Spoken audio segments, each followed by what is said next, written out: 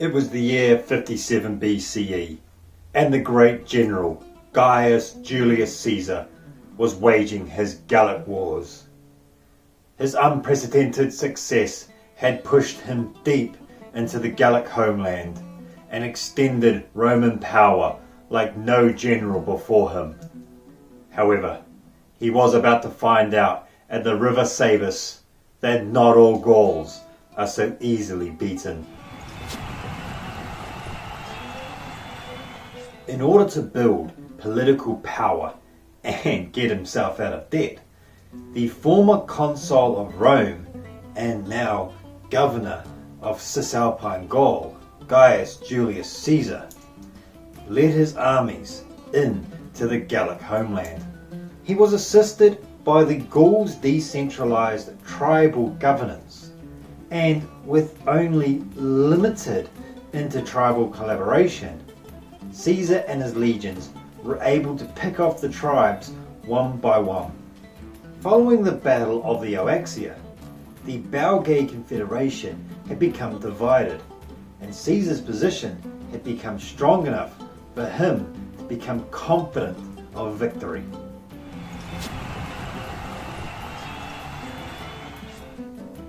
Widely regarded as Rome's greatest general, Julius Caesar was determined to gain true political power in Rome. He allied himself with the general Pompey Magnus and the prominent citizen Marcus Crassus. Together they formed a powerful alliance known as the First Triumvirate. After completing his term of consul of Rome, Caesar was granted the governorship of Cisalpine Gaul.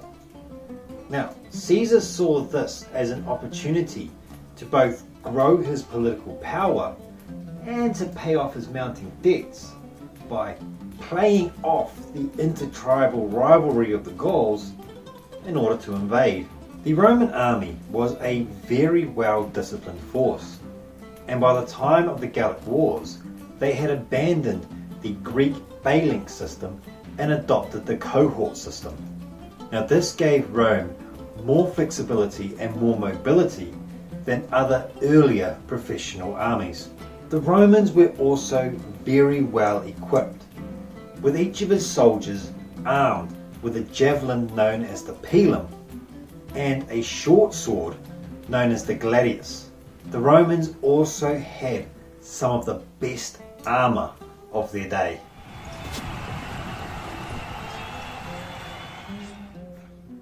Following their defeat at the Battle of Oaxia, several Gallic tribes surrendered to the Romans, including the Bellovaci and the Suessiones, and the Belgae Gauls.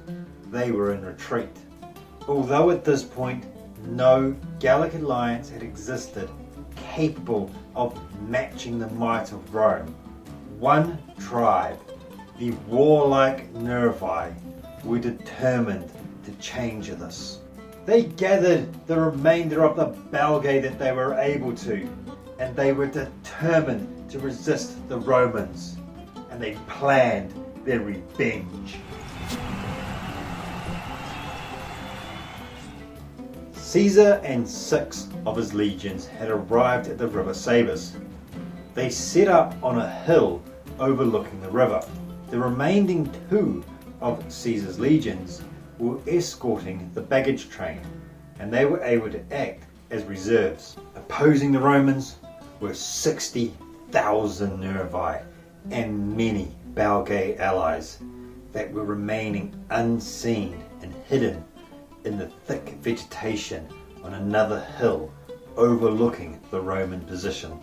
The Belgae, however, made sure to leave a small contingent of cavalry and skirmishers visible to the Romans. Caesar ordered his auxiliary cavalry, slingers and archers to attack that Belgae contingent and force them to retreat into the bushes where the rest of the Belgae were waiting. The Belgae may have wanted the Romans to pursue. However, Roman discipline did not allow this. The Romans did not give chase.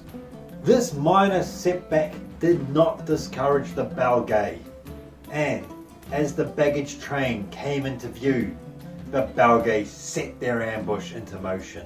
The Romans themselves were busy building their fort as per normal Roman tactics, and with the Belgae skirmishers pushed back, Caesar was confident of his position.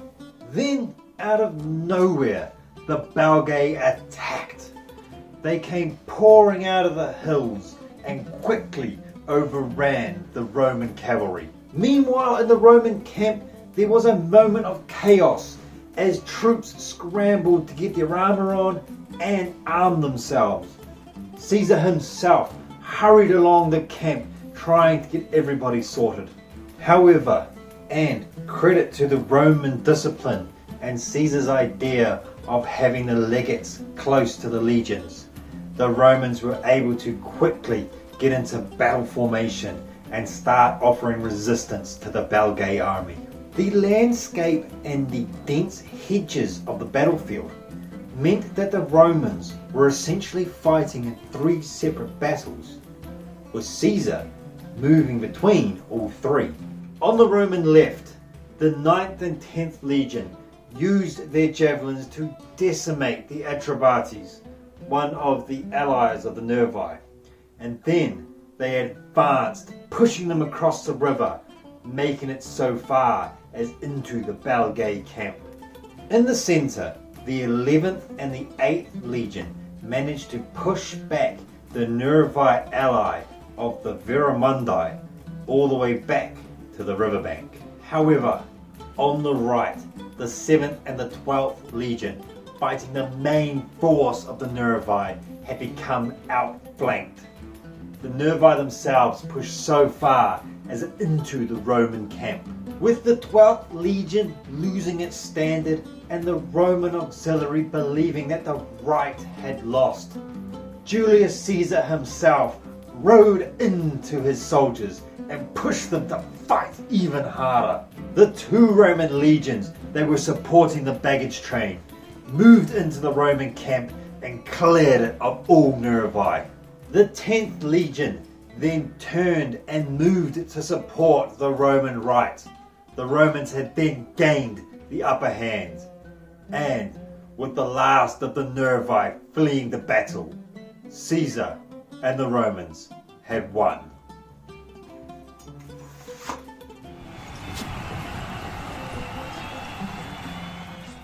With the Nervii no longer able to offer any resistance to the Romans, Caesar had pushed Rome's power into modern-day Belgium. The Gauls were now all but conquered and had sued for peace with Rome. However, with the Vientai and the Brittany regaling on their peace with Rome, Caesar continued with his conquest of Gaul.